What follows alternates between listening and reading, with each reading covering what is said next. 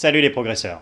Est-ce que c'est ok d'arrêter un objectif? Alors je sais que ce discours il est différent de ce que vous entendez d'habitude en développement personnel, où on vous conseille d'aller toujours à fond dans les objectifs, mais en fait, notre énergie, elle est limitée. On ne peut pas suivre tous nos projets à fond. Vous avez peut-être déjà entendu qu'il faut jamais abandonner un objectif, qu'il faut toujours continuer jusqu'à y arriver. Aujourd'hui, on va voir que c'est plus nuancé que ça, et qu'il y a des cas spécifiques, attention je dis bien spécifiques, où ça peut être bénéfique d'arrêter de suivre un rêve, d'arrêter d'essayer d'atteindre un objectif. Il y a quelques très mauvaises raisons d'arrêter d'essayer d'atteindre cet objectif. La première mauvaise raison, bien entendu, c'est la procrastination. Le fait de ne pas agir, de toujours remettre au lendemain l'action, de toujours se dire qu'on le fera plus tard. Et finalement, on finit par abandonner la poursuite de cet objectif juste parce qu'on n'a pas réussi à se motiver, à avoir la régularité pour l'atteindre. Ça, c'est une très mauvaise raison pour abandonner un objectif. La deuxième mauvaise raison, c'est une perte de motivation avec le temps. Au début, on a plein d'entrain, on est super motivé, on s'inscrit à la salle de sport et au bout de quelques semaines ou quelques mois, on n'a plus l'envie, plus la motivation initiale.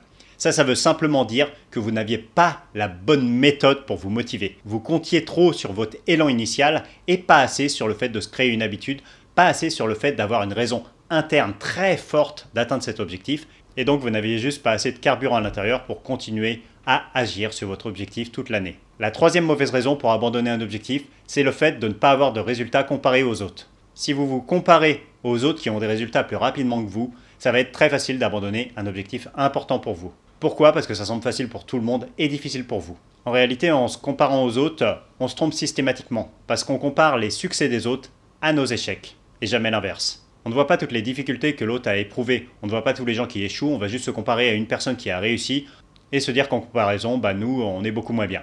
Et donc forcément, ça démotive et ça pousse à arrêter.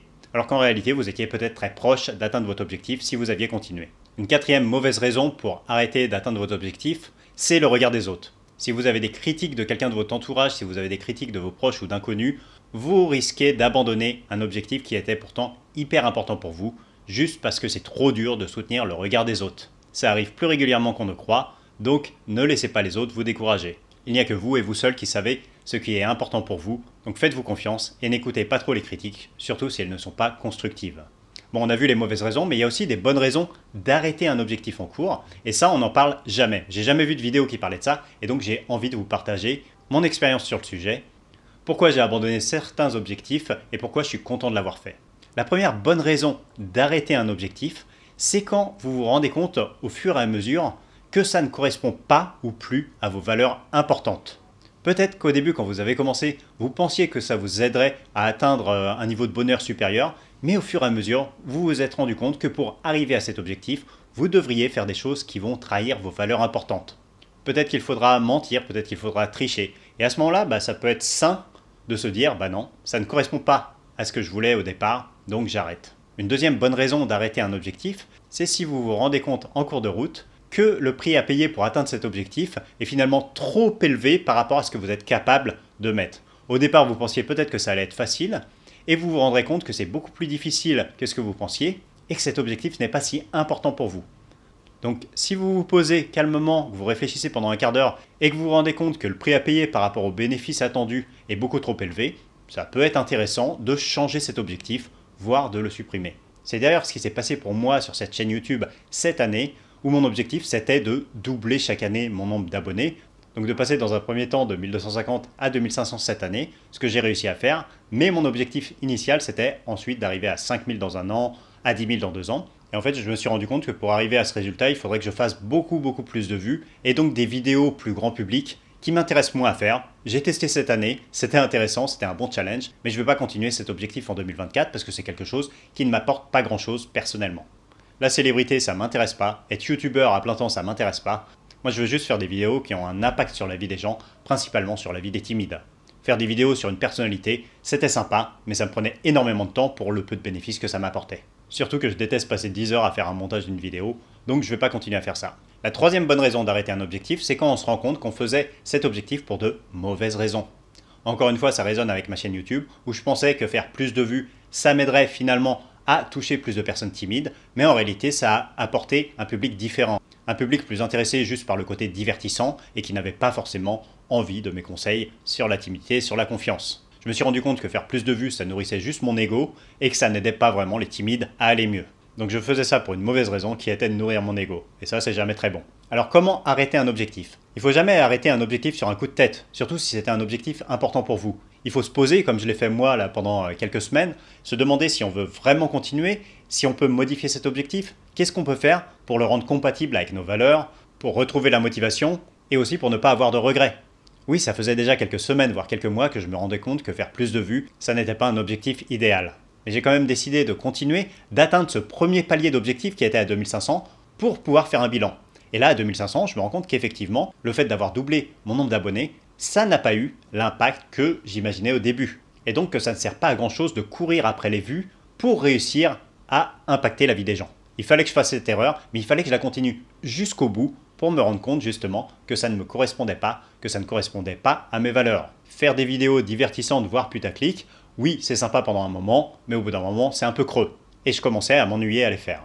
Alors ce que je vous conseille là maintenant, c'est de prendre un carnet, un stylo, de noter vos objectifs importants et surtout de voir lesquels vous êtes sur le point d'abandonner. Ne vous mentez pas à vous-même, il y a forcément un ou deux objectifs sur lesquels vous êtes à la bourre, où les résultats sont décevants, ou votre motivation est en berne. Pour ces objectifs-là, demandez-vous si vous devez les modifier légèrement pour pouvoir y arriver. Demandez-vous si vous pouvez atteindre un palier bientôt pour pouvoir faire un point plus précis, ou si ça vaudrait le coup de les abandonner rapidement. Mais si vous abandonnez un objectif, il faut que vous ayez une bonne raison. Ne vous mentez pas à vous-même. Ne vous dites pas juste « oui, c'était pas fait pour moi ». Il ne faut pas abandonner juste parce que c'était trop dur, juste parce que ça prenait trop de temps. Non, si vous abandonnez, il faut que vous soyez sûr que ça ne vous rende pas heureux d'atteindre cet objectif. Et le piège avec ça, c'est que c'est facile de se mentir à soi-même. C'est facile de se dire « oui, là j'abandonne parce que c'est pas bon pour moi », alors qu'en réalité, ça l'aurait été. Et ça n'est jamais facile d'être objectif sur ses échecs et sur ses réussites. Avant, quand c'était le cas, j'avais toujours tendance à me mentir à moi-même, à laisser le temps filer jusqu'au moment où j'arrêtais de faire cet objectif. Mais je me posais jamais vraiment la question de savoir si c'était important pour moi de continuer ou pas. Et de trouver des bonnes raisons, des raisons solides comme le béton, d'arrêter ou de continuer. Et en réalité, si vous n'avez pas de raison super forte d'arrêter, si vous n'avez pas de raison vraiment évidente d'arrêter, ben vous devez continuer pour ne pas avoir de regrets, au moins jusqu'au moment où vous aurez vraiment une bonne raison de continuer ou d'arrêter. Si vous ne trouvez pas cette raison solide d'arrêter, c'est que votre projet n'est pas arrivé au bout. Vous devez continuer jusqu'au moment où ça sera hyper clair pour vous que ce projet n'est pas fait pour vous, ou au contraire qu'il faut que vous continuez pour avoir des résultats qui seront excellents. Alors je sais que ce discours il est différent de ce que vous entendez d'habitude en développement personnel, où on vous conseille d'aller toujours à fond dans les objectifs, mais en fait, notre énergie, elle est limitée. On ne peut pas suivre tous nos projets à fond. Et donc c'est important au fur et à mesure de faire du ménage, de virer ceux qui sont moins importants pour nous, ceux dont on a confiance qu'ils ne nous aideront pas à nous épanouir. Faites 1 à 2 fois par an ce bilan, ça sert à rien de le faire toutes les semaines. Les objectifs, ça ne doit pas changer aussi régulièrement que ça. Mais si tous les 6 mois, vous vous posez les bonnes questions, alors vous aurez tout le temps des bons objectifs. Et à l'arrivée, vous atteindrez beaucoup plus de paliers importants dans votre vie, vous serez beaucoup plus épanoui qu'une personne qui ne le fait pas. Donc mes chers progresseurs, je vous souhaite d'avoir des objectifs hyper motivants, hyper adaptés à votre situation actuelle, et surtout de les suivre jusqu'au bout, sauf si vous avez une raison en béton de ne pas le faire.